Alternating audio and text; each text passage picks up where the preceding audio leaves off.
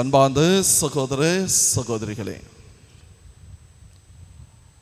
அவனுக்கு என்னுடைய அக்கறையை காட்டுவேன், அவனை நான் கைவிட மாட்டேன். காலை வேளையிலே கடவுள் நமக்கு சொல்லுகின்ற அருமையான வார்த்தைகள் இவை. ஒரு கிராமம், பசுமையான ஒரு கிராமம். அந்த கிராமத்திலே ஒரு குடும்பம் வாழ்ந்து கொண்டிருந்ததோ. அவங்களுக்கு ஒரு பையன். இந்த பையன் தினமும் தன்னுடைய வயல்வெளிக்கு செல்வது வழக்கம். அப்படி செல்லுகின்ற பொழுதோ இவனுடைய வயலுக்கு பக்கத்திலே ஒரு பெரிய மரம் வளர்ந்திருந்தது. அதை பார்த்த உடனே இவனுக்கு ஒரு சந்தோஷம்.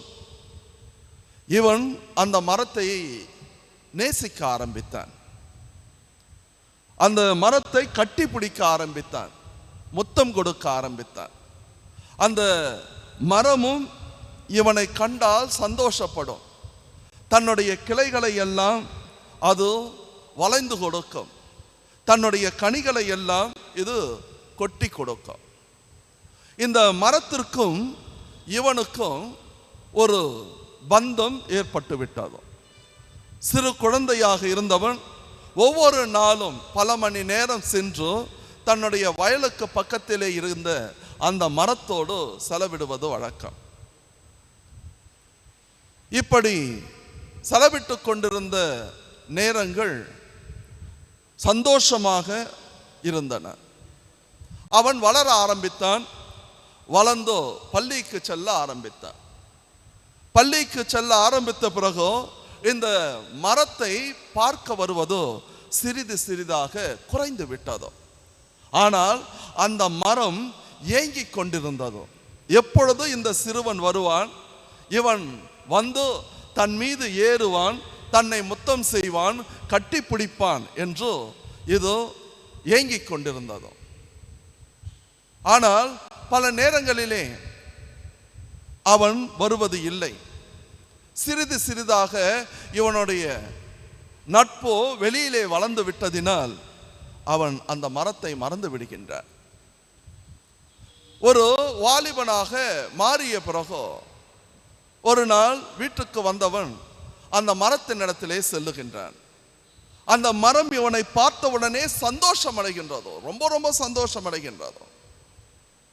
அந்த மரம் இவனை பார்த்து கேட்கின்றது, ஏன் இத்தனை நாட்கள் நீ வரவில்லை? ஏன் சோகமாக இருக்கின்றாய்?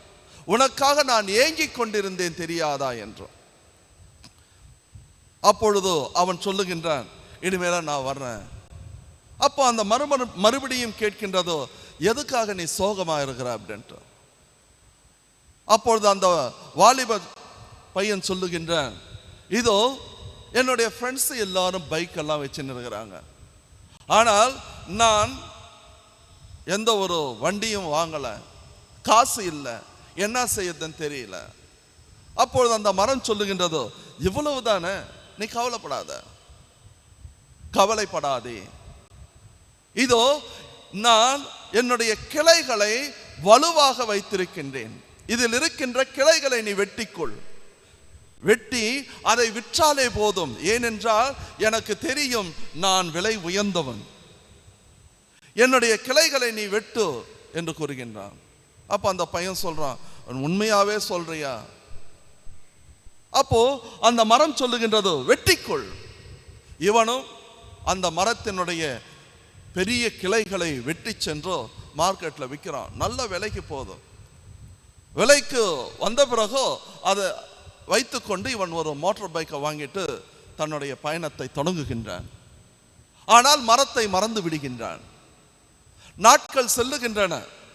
நாட்கள் சென்ற பிறகு இவன் திருமணம் செய்து கொள்கின்றான்.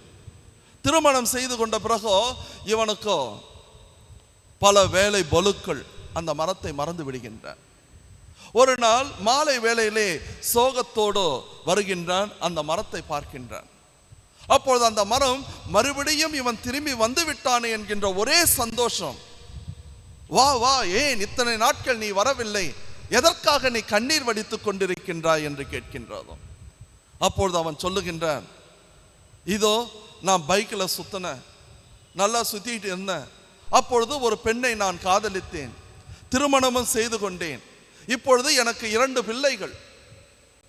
ஆனால் எனக்கென்று வீடு இல்லை, என்ன செய்வது தெரியவில்லை என்று. அப்பொழுது அந்த மரம் சொல்லுகின்றதோ, இவ்வளவுதானே பிரச்சனை, நீ ஏன் கவலைப்படுற? இதோ வீடு கட்டுவதற்கு என்னுடைய பழங்களை அறுத்து சென்று மார்க்கெட்ல வித்துடு.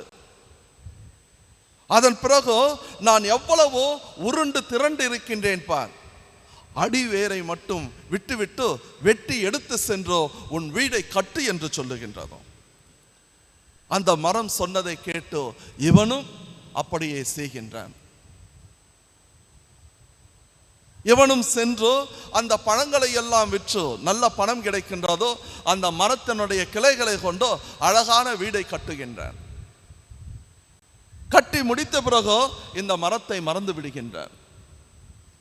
காலங்கள் உருண்டோடுகின்றன. ஒரு நாள் மாலை வேளையிலே ஒரு கிழவனாக இவன் நடந்து அந்த பக்கம் வருகின்றான். வருகின்ற பொழுதோ மறுபடியும் அந்த வெட்டி விட்டு சென்ற அந்த வேரோடு இருக்கின்ற கடைசி பகுதி மட்டும் நின்று கொண்டிருக்கின்றது. இவனை பார்த்தவுடனே அதற்கு ஒரே சந்தோஷம்.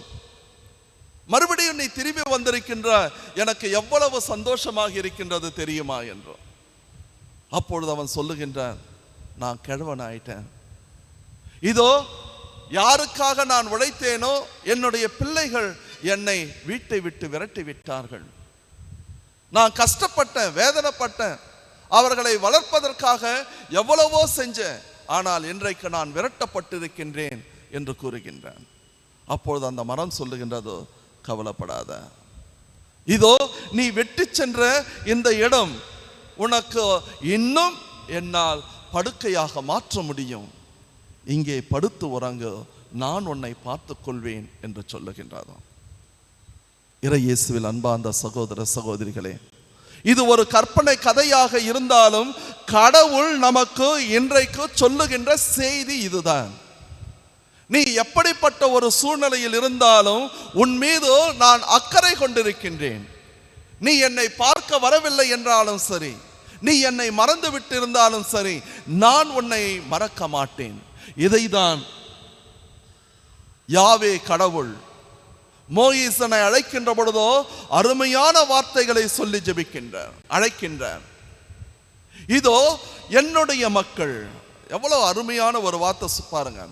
என்னுடைய மக்கள் கண்ணீர் விடுவதை கண்டேன், ஆகையால் நான் இறங்கி வந்திருக்கின்றேன். நீ சென்று பார்வோனிடத்தில் சொல்லி என்னுடைய மக்களை அழைத்து வா. பாருங்க, இஸ்ராயல் மக்கள் மறந்து விட்டார்கள், கண்ணீர் விட்டார்கள். ஆனால் கடவுள் அவர்களை மறக்கவில்லை. ஆகையால் அந்த கடவுள் சொல்லுகின்றார் மோயிசினிடத்திலே, நீ என்னுடைய மக்களுடைய கண்ணீரை அறிந்து கொண்டு செல்ல வேண்டும். பார்வோனிடத்திலே நீ பேச வேண்டும், பேசி என்னுடைய மக்களை நீ அழைத்து கொண்டு வர வேண்டும். அவர்களுக்கென்றோ நான் தயாரித்திருக்கின்ற அந்த நாட்டினை கொடுப்பேன் என்று கூறுகின்றார். அன்பார்ந்தவர்களே, நம்முடைய கடவுள் அக்கறையுள்ள கடவுள் என்பதோ இன்றோ நேற்றோ அறிகின்ற ஒன்று அல்ல. மாறாக இஸ்ராயல் மக்களுடைய வாழ்க்கையிலேயே நாம் பார்க்கின்றோம். இந்த அக்கறையுள்ள கடவுள்தான் அந்த மக்கள் எத்தனை முறை உடன்படிக்கையை முறித்து கொண்டு சென்ற பொழுதும் மறுபடியும் மறுபடியும் அவர்களை தேடி வருகின்ற ஒரு கடவுளாக இருக்கின்றார். சாமுவேல் இறைவாக்கினர் இஸ்ராயல் மக்களிடத்திலே சொல்லுகின்றார், உங்களுக்கு அரசன் என்பவன் வேண்டாம். ஆனால் இஸ்ராயல் மக்கள் என்ன சொல்லுகின்றார்கள்? இல்லை, மற்ற நாடுகளில் எல்லாம் அரசர்கள் இருக்கின்றார்கள், எங்களுக்கு அரசன் இல்லை. ஆனால் சாமுவேல் இறைவாக்கினர் வழியாக கடவுள் சொல்லுகின்றார், இதோ அப்படி நீங்கள் ஒரு அரசனை உருவாக்கினீர்கள் என்றால் அந்த அரசன் உங்களை பல்வேறு துன்பங்களுக்கு ஆளாக்குவான். ஆனா இந்த இஸ்ராயல் மக்கள் மறுபடியும் மறுபடியும் கேட்கின்றார்கள், எங்களுக்கு அரசன் வேண்டும் என்றும். அப்பொழுது கூட கடவுள் அவர்களுடைய விருப்பத்தை நிறைவேற்றுகின்றார். அந்த அரசர்கள் இவர்களை கொடுமைப்படுத்திய பொழுதும் கடவுள் அவர்களை விட்டு விலகவில்லை. நேபுகாத்நேசர் இந்த இஸ்ராயல் மக்களை அடிமைகளாக பாபிலோனுக்கு அழைத்து செல்லுகின்றார். அப்படி அழைத்து செல்லுகின்ற பொழுதோ அங்கே அவர்களை வழிநடத்துவதற்கு பெரிய தலைவர்களை கடவுள் உருவாக்குகின்றார். அருமையான ஒரு பாட, by the rivers of Babylon. இதோ பாபிலோன் நதிக்கரையிலே நாங்கள் அமர்ந்து கொண்டு கண்ணீர் விட்டுக் கொண்டிருக்கின்றோம். கடவுளே, எங்களுடைய கண்ணீரை நீங்கள் கேட்க வரமாட்டீரா? அயல் நாட்டிலே அமர்ந்து கொண்டோ நாங்கள் எப்படி ஆண்டவருடைய பாடலை பாட முடியும் என்று அவர்கள் கண்ணீர் விட்ட பொழுதோ அதே கடவுள் அவர்களை காக்கின்ற ஒரு கடவுளாக வருகின்றார். அதே கடவுள் அவர்களுக்கு விடுதலையை வழங்குகின்ற ஒரு கடவுளாக நாம் விவிலியத்திலே பார்க்கின்றோம். நேபுகாத்நேசர் அந்த பாபிலோனுடைய அரசு அழிக்கப்படுகின்றதோ, டாரியஸ் அரசன் வழியாக அந்த மக்களுக்கு விடுதலையை கொடுக்கின்றார். புதிய ஏற்பாட்டுக்கு வருகின்ற பொழுதோ ஆண்டவர் இயேசு கிறிஸ்து போதித்ததற்காக தன்னுடைய பணி வாழ்க்கையை தொடங்குகின்றார். அப்படி பணி வாழ்க்கையை தொடங்குகின்ற பொழுதோ இயேசு கிறிஸ்து, இதோ ஆயனில்லாத ஆடுகளாக இவர்கள் அவதிப்படுவதை நான் காண்கின்றேன். ஆகையால் அங்கே அவர் மனம் இறங்கினார். பல மணி நேரம் அவர்களோடு உரையாடினார், போதித்தார். அந்த கடவுள்தான் இன்றைக்கு சொல்லுகின்றார், இதோ உனக்கு துன்பங்கள், வேதனைகள், கஷ்டங்கள் வருகின்ற பொழுதோ நீ தனியாக இல்லை. நீ என்ன பேசணும், எப்படி வெளியில வரணும், அந்த பிரச்சனைகள்ல இருந்து என்ன எப்படி வெளியே வருவதோ நீ கவலைப்படாத. நான் தூய ஆவியார் வழியாக உனக்கு வெளிப்படுத்துவேன். அன்பார்ந்தவர்களே, ஒவ்வொரு கிறிஸ்துவனும் சந்தோஷப்பட வேண்டும். வேற எந்த மதத்திலும் இப்படிப்பட்ட அக்கறையுள்ள வார்த்தைகளை ஒரு மனிதன் கேட்கவே முடியாது. நீ தனியாக இல்லை, நான் உன்னோடு இருக்கின்றேன். வேற எங்கெங்க சொல்லுவாங்க? ஆகையால் இன்றைக்கு நாம் சந்தோஷம் அடைய வேண்டும். நம்முடைய இறுதி ஆண்டவர், நம்முடைய நற்கருணை நாதர் நம்மை பார்த்து சொல்லுகின்ற வார்த்தைகள் காலங்காத்தால, இதோ என்னுடைய மகனே மகளே, உன் மீது நான் அக்கறை கொண்டிருக்கின்றேன், நீ கலங்காதே. என்ன பேசணும், என்ன செய்யணும் அப்படின்ட்டு நீ கவலைப்படாத. இங்கே அமர்ந்து கொண்டிருக்கின்ற ஒரு சில சகோதர சகோதரிகளுக்கோ என்ன செய்ய போறேன், ஆண்டவரே உன்னுடைய பீடத்திற்கு வந்திருக்கின்றேன் என்கின்ற எண்ணத்தோடு இங்கே வந்திருக்கலாம். உங்களுக்கு இயேசு கிறிஸ்து சொல்வது இதுதான். இன்றைய நற்செய்தி வாசகத்தின் வழியாக, முதல் வாசகத்தின் வழியாக ஆண்டவர் உங்களுக்கு கொடுக்கின்ற செய்தி இதுதான். அந்த கதையிலே சொல்லப்பட்ட இளைஞன் மரத்தை மறந்தான், ஆனால் அந்த மரம் அவனை மறக்கவே இல்லை. தன்னுடைய கடைசி வேர் பகுதியை கூட கொடுப்பதற்கு அது தயாராக இருந்தது.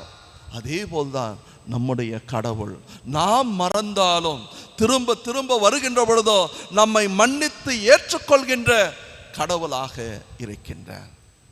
நமக்காக காத்து கொண்டிருக்கின்ற கடவுளாக இருக்கின்றார். அதனால் தான் சொல்லுவார்கள், இருகரம் விதித்து இதயத்தை திறந்தோ 24 மணி நேரமும் அந்த இரும்பு பெட்டியிலே உனக்காக எனக்காக காத்து கொண்டிருக்கின்ற தேவன். கலங்காதீங்க, கவலைப்படாதீங்க. 1000 பேர் 1000 சொல்லட்டும், ஆனால் என்னுடைய கடவுள் என் மேல் அக்கறையோடு இருக்கின்றார். இதுதான் அந்த, ஏனென்றால் கூட 1000 பேர் இருந்தாலும் அவங்க எதுவும் நம்மளுடைய சோகங்களையோ துக்கங்களையோ வேதனைகளையோ பகிர்ந்து கொள்ள போவதில்லை.